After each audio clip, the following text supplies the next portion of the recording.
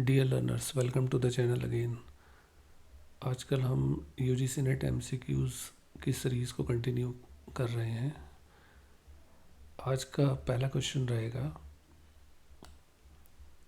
Which technology is use to monitor and collect environmental data in real time. यानी कौन सी ऐसी technology है जो यूज़ की जाती है मॉनिटर करने में और कलेक्ट करने में एनवायरमेंटल डेटा को रियल टाइम में।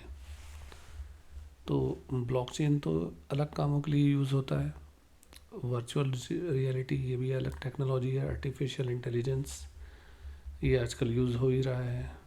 लेकिन यहाँ पर इन्वायरमेंटल डेटा की जब बात आती है और रियल टाइम में, यानी कि जो मान लीजिए कहीं पर तूफ़ान आ रहा है, चक्रवात आ रहा है या बाढ़ आने के संकेत हैं जो रियल टाइम है, तो उसमें ये तीनों टेक्नोलॉजी काम नहीं करेंगी, इनका यूज़ अलग होता है। यहाँ पर इंटरनेट ऑफ थिंग्स यानी इंटरनेट को हम यूज़ करेंगे।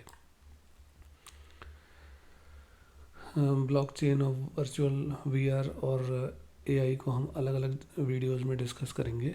यहाँ पर इसका आंसर रहेगा इंटरनेट। क्वेश्चन नंबर 2 रहेगा, what is the primary purpose of geographical information system in, यानी इसको जीआईएस इन एनवायरमेंटल स्टडीज़। जीआईएस का जो प्राइमरी पर्पस है एनवायरमेंटल स्टडीज़ में वो क्या है।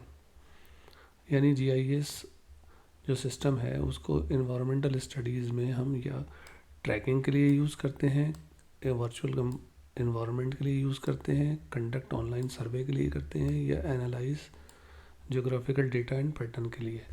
तो देखिए जीआईएस सोशल मीडिया ट्रेंड्स के लिए यह नहीं यूज़ होता है, ना वर्चुअल कंपोनेंट के लिए यूज़ होगा, ना ऑनलाइन सर्वे के लिए यूज़ होगा। ये अलग अलग काम दूसरे सिस्टम से किए जाएंगे।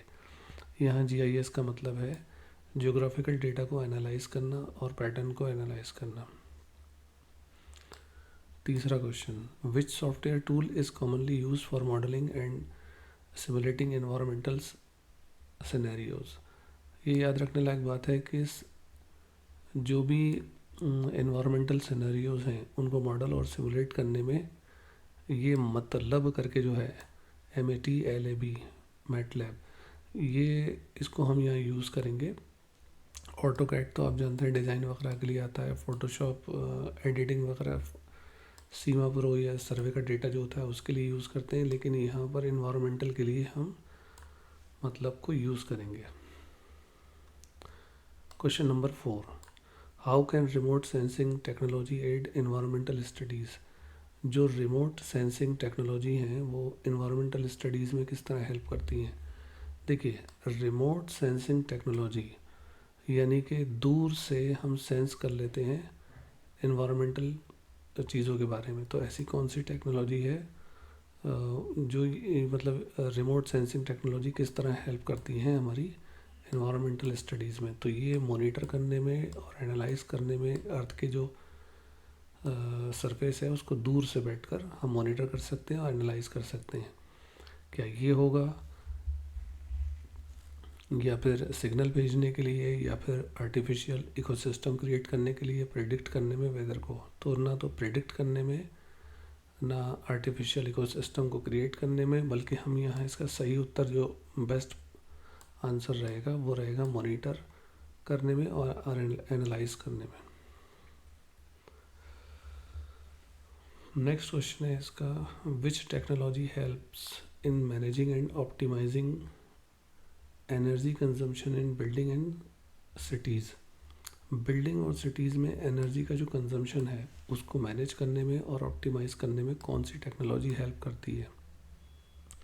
तो देखिए, वर्चुअल रियलिटी आपने पता ही है कि जिसमें हम वर्चुअली एक ऐसा अनुभव करते हैं कि हाँ जैसे कुछ हो रहा है। जैसे फॉर एग्जांपल हम जुरासिक पार्क जैसी अवस्था में हैं, कहीं पार्क में हैं लेकिन हो नहीं रहे होते हैं, बल्कि वो हम एक पर्टिकुलर डिवाइस लगाते हैं, उससे हमें लगता है कि हाँ हम ऐसा ही कुछ अनुभव कर रहे हैं। तो ये इसका आंसर तो नहीं होगा। ड्रोन्स भी इसका आंसर नहीं होगा, और ऑगमेंटेड रियलिटी भी इसका आंसर नहीं होगा, बल्कि ये होगा स्मार्ट ग्रिड। स्मार्ट ग्रिड के थ्रू हम मैनेज कर सकते हैं और ऑप्टिमाइज कर सकते हैं एनर्जी कंजम्पशन को बिल्डिंग में और सिटीज़ में। Next question, what role does data analytics play in environmental studies? Environmental studies जो होती हैं उसमें एनालिटिक्स किस तरीके का रोल प्ले करते हैं? तो देखिए, यहाँ ऑप्शन दे रखे हैं 3D मॉडल को डिज़ाइन करने में, प्रेडिक्ट करने में अर्थक्वेक को, या फिर वर्चुअल रियलिटी को क्रिएट करने में। तो ये नहीं होगा, बल्कि इन्वायरमेंटल स्टडीज़ में जो एनालिटिक्स होते हैं वो आइडेंटिफाई करते हैं इन्वायरमेंटल चैलेंजेस को और ट्रेंड्स को, जो भी हमारा डेटा कलेक्ट किया हुआ है उससे। ओके, एक इम्पॉर्टेंट क्वेश्चन यहाँ पर और लगा मुझे, which online platform is often use for crowd sourcing environmental data and observations? मतलब एक ऑनलाइन प्लेटफॉर्म है जो यूज़ किया जाता है क्राउड सोर्सिंग के लिए, इन्वायरमेंटल डेटा और ऑब्जर्वेशन के लिए। तो ट्विटर तो नहीं है, ट्विटर तो संदेश इत्यादि के लिए है। फेसबुक सोशल मीडिया, लिंक्डइन ये भी नहीं। यहाँ पर इसका होगा आई नेचुरलिस्ट। आई नेचुरलिस्ट एक ऐसा प्लेटफॉर्म है जो क्राउड सोर्सिंग के लिए यूज़ किया जाता है इन्वायरमेंटल डेटा के लिए। नेक्स्ट क्वेश्चन रहेगा, how does internet contribute to environmental conservation? Internet of things किस तरीके से कंट्रीब्यूट करता है एनवायरमेंटल कंजर्वेशन के लिए? तो ऑप्शन है इसके, by connecting devices for data collection and analysis.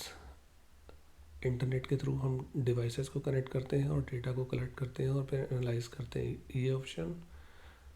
Virtual reality को क्रिएट करके, रीन्यूएबल एनर्जी को जनरेट करके, या ऑटोमेटिक ट्रांसपोर्टेशन सिस्टम, ये नहीं होगा। ये इसका आंसर रहेगा ये, by connecting devices for data collection and analysis.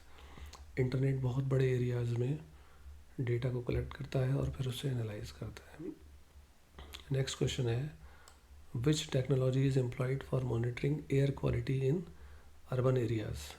याद रखिएगा, मॉनिटर करने के लिए एयर क्वालिटी को अर्बन एरियाज़ में, जैसे दिल्ली में बहुत ज़्यादा पॉल्यूशन है, तो उसकी जो एयर क्वालिटी है उसे मॉनिटर करने के लिए उसको कौन सा टेक्नोलॉजी यूज़ करेंगे? तो देखिए, 3D प्रिंटिंग तो अलग चीज़ हो गई, वर्चुअल असिस्टेंट अलग हो गया। वर्चुअल असिस्टेंट जैसे कोई किसी की जैसे गूगल का असिस्टेंट होता है ना, कहते हैं कि एलेक्सा ये बताओ कि टाइम कितना है, ये सब, तो ये इसमें ये यूज़ नहीं होगा। 3D प्रिंटिंग यूज़ नहीं, इसका आंसर नहीं होगा। ऑटोनोमस व्हीकल्स खुद ये भी नहीं होंगी, जो खुद से चलती हैं ऑटोमेटिक टाइप की। यहाँ होंगे स्मार्ट सेंसर्स। दिल्ली में स्मार्ट सेंसर्स लगे हैं जगह जगह, उससे हम मॉनिटर करते हैं एयर क्वालिटी को। ओके, नेक्स्ट होगा, what is the role of big data in environmental conservation efforts? क्या रोल है बिग डेटा का एनवायरमेंटल कंजर्वेशन के लिए? यानी बड़े लेवल पे जब डेटा आता है तो उसका एनवायरमेंटल को संरक्षण, पर्यावरण को संरक्षण में हम किस तरीके से उसको यूज़ करते हैं। यहाँ पर VR के लिए है, मॉनिटर करने के लिए, social media, generating renewable energy, ये नहीं, बल्कि इस तरीके का डेटा को हम एनालाइज करते हैं बड़े नंबर पर, एक पैटर्न को समझने के लिए और इन्फॉर्म डिसीजन लेने के लिए।